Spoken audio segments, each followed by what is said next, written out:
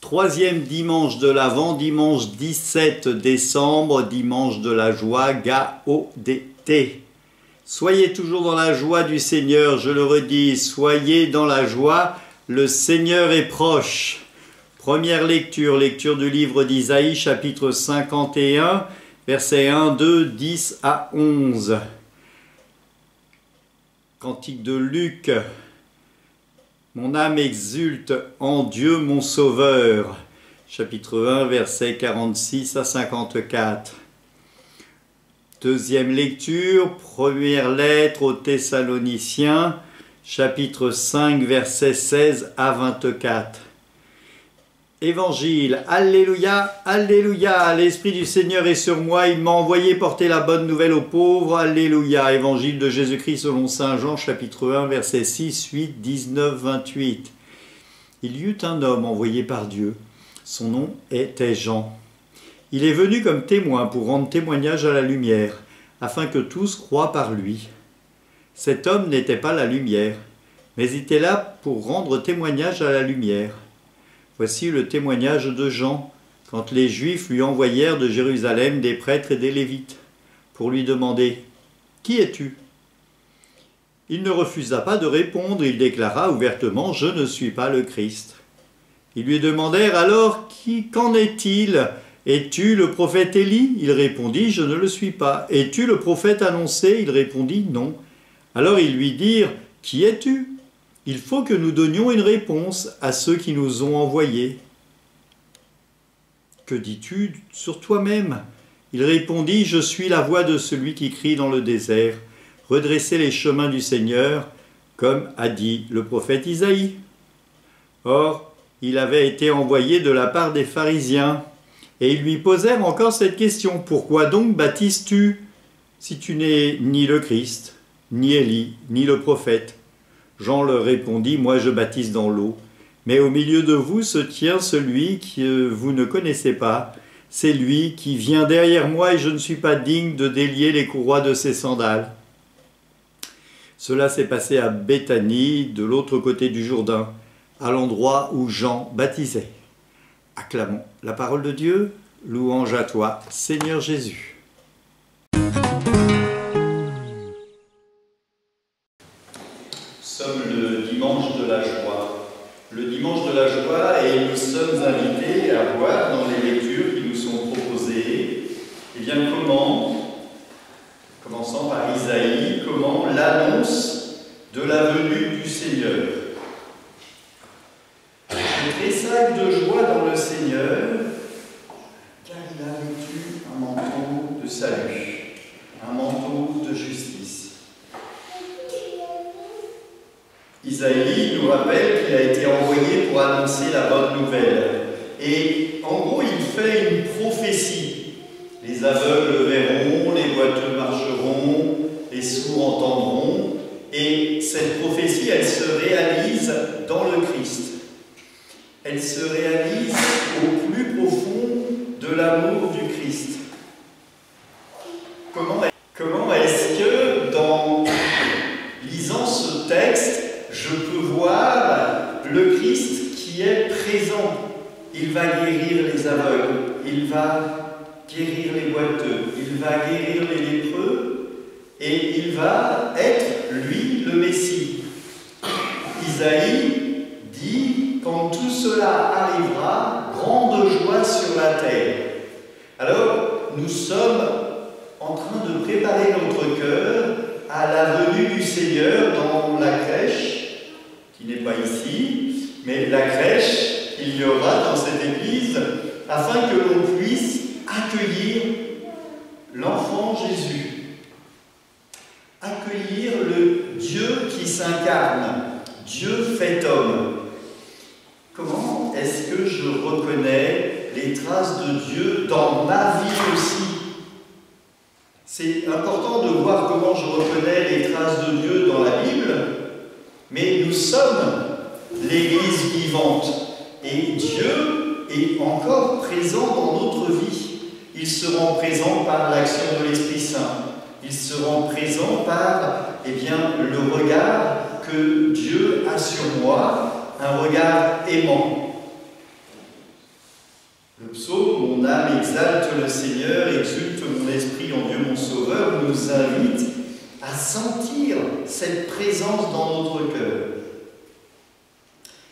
Saint Paul prévient ses disciples de Thessalonique en leur disant « Soyez dans la joie ».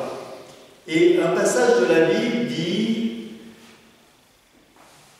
que votre joie soit complète afin que ma joie soit parfaite.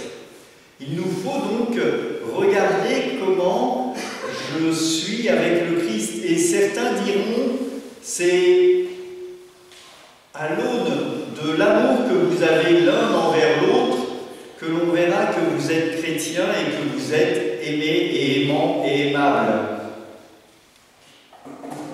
Alors bien sûr, on n'est pas euphorique tout le temps. On a nos misères, on a nos charges, nos poids, on a nos misères et notre poids de la croix à porter. Mais avec le Christ, nous savons que nous ne sommes pas seuls, que nous ne sommes plus seuls. Et le Christ est présent dans notre vie. Si nous faisons du Christ quelqu'un qui est vraiment dans notre vie, eh bien cela est beaucoup plus simple. Tout à l'heure, il y avait l'aumônerie et il parlait du pardon. Et en regardant comment je demande à Dieu de m'aider pour pardonner, eh bien le pardon qui semble être compliqué, eh bien devient plus facile, non pas parce que je vais y mettre tous mes efforts personnels, mais parce que je vais demander à Dieu d'être avec moi, d'être au plus profond de moi et de m'inspirer et d'inspirer à l'autre aussi, celui à qui je dois demander pardon et qui doit accueillir mon pardon, l'Esprit Saint. Et cet Esprit Saint va nous permettre, lui comme moi, de nous réconcilier. N'éteignez pas l'esprit, ne méprisez pas les prophéties. Nous sommes là, parfois, en train de faire taire les uns et les autres. Il y a quelques jours, on avait des commentaires de Bible et j'ai dit, bah oui, il y en a qui sont en train de reprocher aux uns qu'il a les bras levés quand on dit Notre Père, aux autres qui se met à genoux quand on fait la prière eucharistique, au troisième qui se communie dans la bouche, au quatrième qui communie dans la main, etc. Et on trouve toujours un reproche à faire à l'un et à l'autre. Alors qu'on devrait se réjouir d'être présent et de recevoir le Christ, chacun avec sa sensibilité. Alors, prenons cela comme une grâce de la diversité de l'Église universelle. L'Évangile nous parle du prologue de Jean. Au commencement était le Verbe, et le Verbe était auprès de Dieu, et le Verbe est Dieu.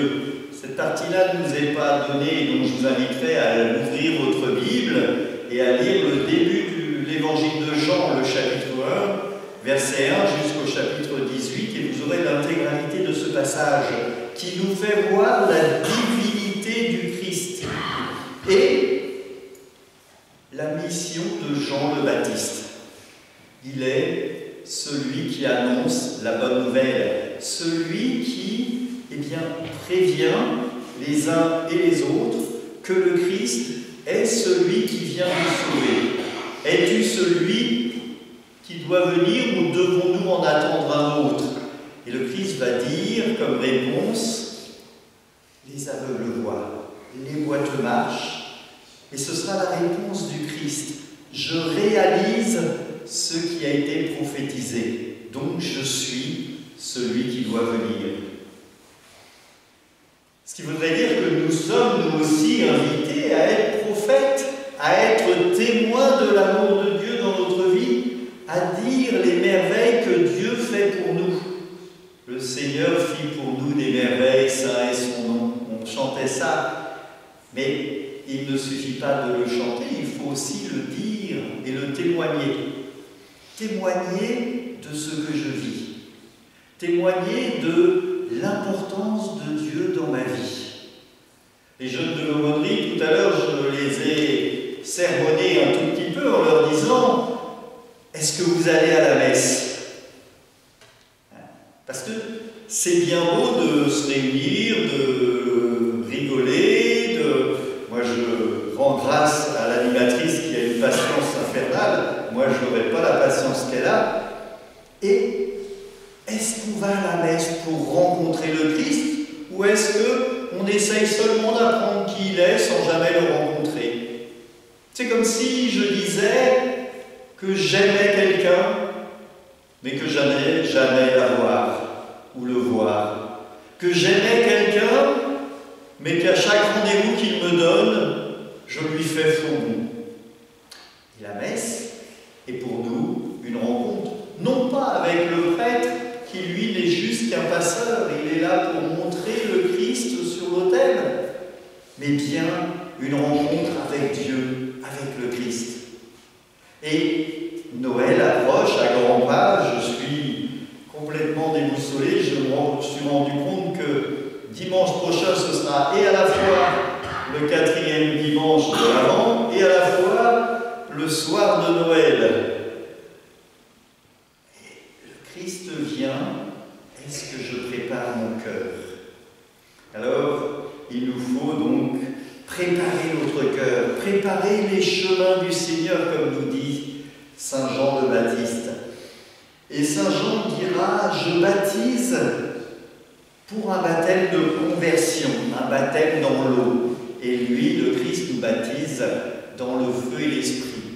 Alors, toute cette semaine, voilà, ceux qui sont sur le groupe WhatsApp, eh bien, vous avez toutes les dates des temps de réconciliation, de confession. Voilà. Et si vous n'avez pas de disponibilité, ou si les dates que j'ai données ne sont pas disponibles, eh bien, on peut venir à ce rendez-vous. Cela non pas pour déclarer qu'on est pécheur, parce qu'on l'est tous, mais pour libérer son cœur et accueillir le Christ qui se fait homme avec un cœur léger et un cœur pur. Que le Seigneur nous guide dans ce temps de l'Avent, que nous soyons des témoins de l'amour de Dieu dans notre vie, que nous sachions faire de notre vie une lumière. Jean le Baptiste dit « Je ne suis pas la lumière, je suis celui qui annonce la lumière », mais nous sommes invités à être la lumière qui se met sur le lampadaire pour que les gens se tournent vers le Christ. Soyons donc des lumières pour que l'amour, la joie et la paix soient vainqueurs dans notre monde, que le Seigneur, lui, qui nous aime, soit présent toujours, toujours et toujours dans notre vie. Amen. Nous implorons, Seigneur, ta bonté, que ce réconfort divin nous délivre de nos penchants mauvais et nous prépare aux fêtes qui approchent par Jésus-Christ, ton Fils, notre Seigneur. Je vous souhaite une bonne marche vers Noël. La semaine prochaine, eh bien, nous rentrons dans la fin de cette marche et de cette attente. L'avènement est pour dimanche soir. Nous célébrerons eh bien, la nuit, la messe de minuit et la venue du Seigneur. Bonne semaine!